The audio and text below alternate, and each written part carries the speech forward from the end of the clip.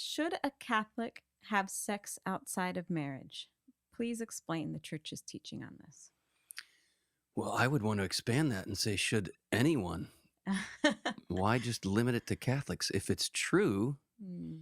it's true. So what we have to in order to answer that question, we have to really look at what is sex supposed to be saying? Mm-hmm. What is the human heart looking for when it's desiring sexual union? And I want to say this at the deepest level, what is the human heart looking for? Because Mm-hmm. there's a cursory, surfacey desire just for pleasure, Mm-hmm. which comes from a part of our hearts that I think we can recognize is not the most noble. Mm-hmm. And if we act on that, we end up treating other human beings as objects for our Yes. pleasure.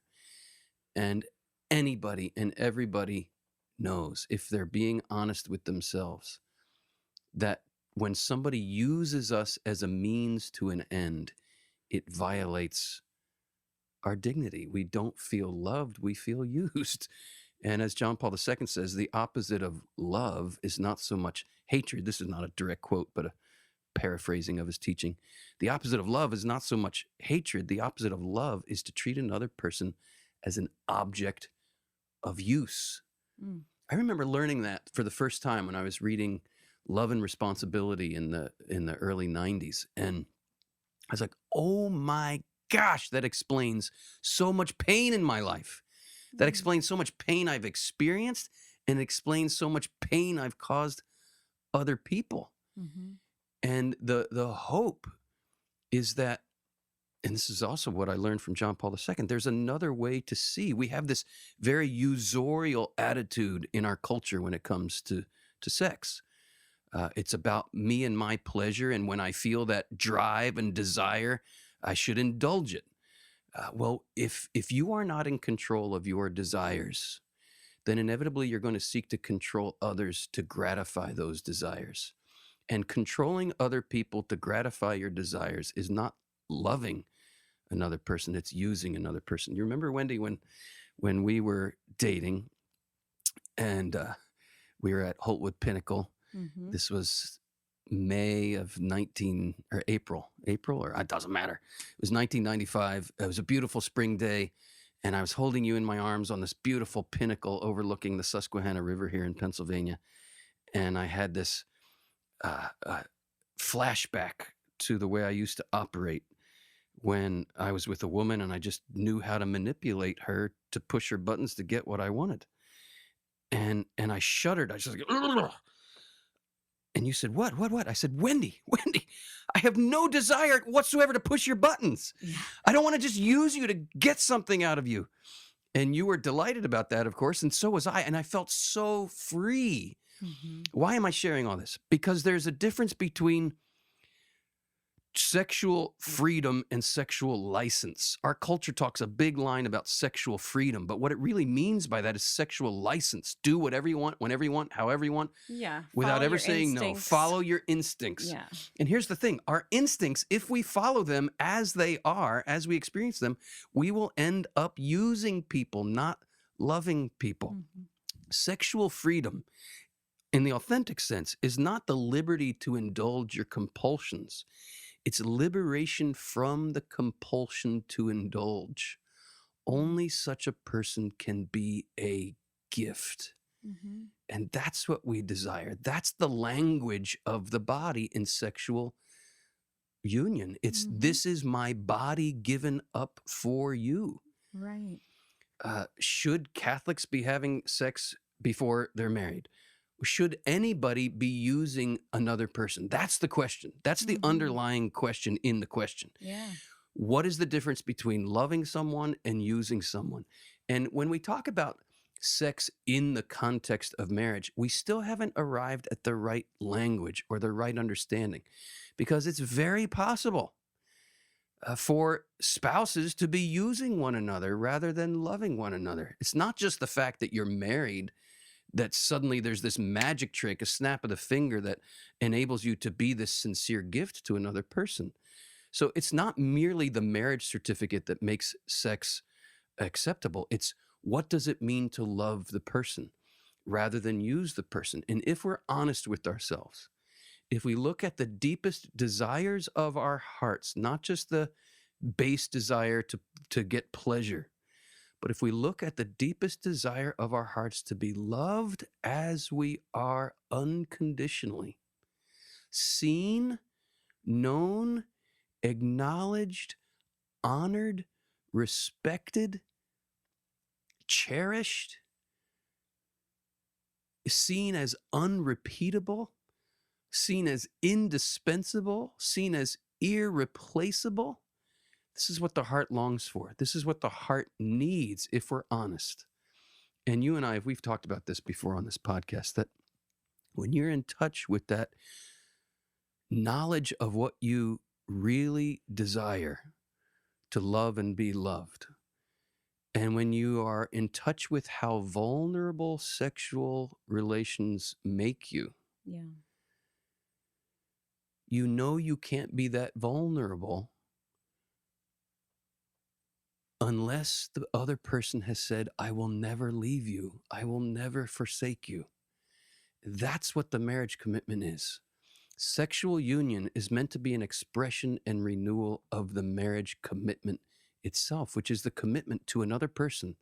I will never leave you. I will never forsake you. Good times, bad, sickness, health, come what may. Mm-hmm. Our destinies are intertwined. That's how valuable you are to me, Wendy. Yeah. To say to you, our destinies are intertwined. I will never leave you. I will never forsake you. What the church is saying here to the whole world, not just the Catholics, but to the whole world, Mm-hmm. is don't settle for less than what your dignity demands. And your dignity demands that you be loved forever, not used and then discarded. You are not a thing. You are not something to use and consume and then discard. You are someone, and someone is meant to be seen, known, loved, cherished, to the point that when you see the true dignity of the person, love says, I want to honor that true dignity. And sexual love says, I will never leave you. I will never forsake you. And that kind of love, that kind of commitment is called marriage. Yeah, I appreciate so much all that you're saying. In this question is contained other questions, kind of what is marriage? And that's part of what you're answering. And then what is the link between sexual union and marriage? Is marriage just a decision to, well, from this point on, this is my only sexual partner? Maybe if we want that kind of marriage. In the culture, Right. there's so many different So many ideas things going out on in the there, culture, right? and that are really contrary to what you said about our dignity and our nature and our deep heart longings. Many people are probably pretty cynical, like, well, nobody's going to find that. So you just Yeah. have to settle. Yep. You have to compromise. You get very hardened. You enter into various sexual experiences with sort of walls around your heart that but that's a struggle. That's such a struggle to maintain that wall when Yep. imprinted by God in our sexual capacity is this vulnerability, this commitment, this possibility of new life, and the need for both parents to be that gift to their children. That's a key point, Wendy. This question of fertility, we have so erased it even from consciousness in the modern world because we're looking at the world through condom-colored glasses, as I often say. And when you're looking through the world with condom-colored glasses, what does sex get reduced to? Pleasure. The exchange of pleasure. Two consenting people who want to express pleasure. If that's all that sex is, well, okay, go ahead. Do it with anybody you want. If it's just two people consenting to pleasure, and why does it have to be two? Why does it have to be the opposite sex? If it's just about pleasure, go get your pleasure wherever you want. Right. But if you're reading, see, this is the message. Our bodies tell a story. Our bodies, in fact, tell the most glorious, the most grand, the most beautiful story. The problem is, as Jesus says, we look, but we do not see. Right? In the modern world, the meaning of the body has become invisible. in the modern world, why has it become invisible in the modern world? Because we're wearing these condom-colored glasses. What are you erasing when you're wearing condom-colored glasses? You're erasing fertility from the sexual equation. And when you when you erase fertility from the sexual equation, you no longer see that genitals are meant to generate, right? And when you keep that question of fertility in the equation, keep that reality that sexual intercourse leads to babies, keep the reality together Yeah. that a woman's body that receives a man's body, that's the birth canal, right? That the gift that you're giving of your seed is meant to reach the egg, and it's meant to, in the wonderful design of God, it's meant to bring new life into the world. We could summarize it like this: marriage, sex, and babies go together, and in that order. Right? When you keep that fertility as part of the vision of what sex is, everything the Catholic Church teaches about sex makes sense. Keep babies part of it, keep fertility part of it. Who then should be having sex? Only those people who have committed to embrace responsibly the fruit of their union. That commitment is called marriage. Right. Remove fertility from that equation, which is what contraception does, and sex gets thrown back on itself. Genitals are no longer for generating the next generation. Genitals are just for generating my own personal pleasure. And then I start looking at the world as, where can I get my sexual pleasure? And then people are seen not as persons, they're seen as things. Right. For my pleasure, and I'll stay with you as long as you bring me pleasure.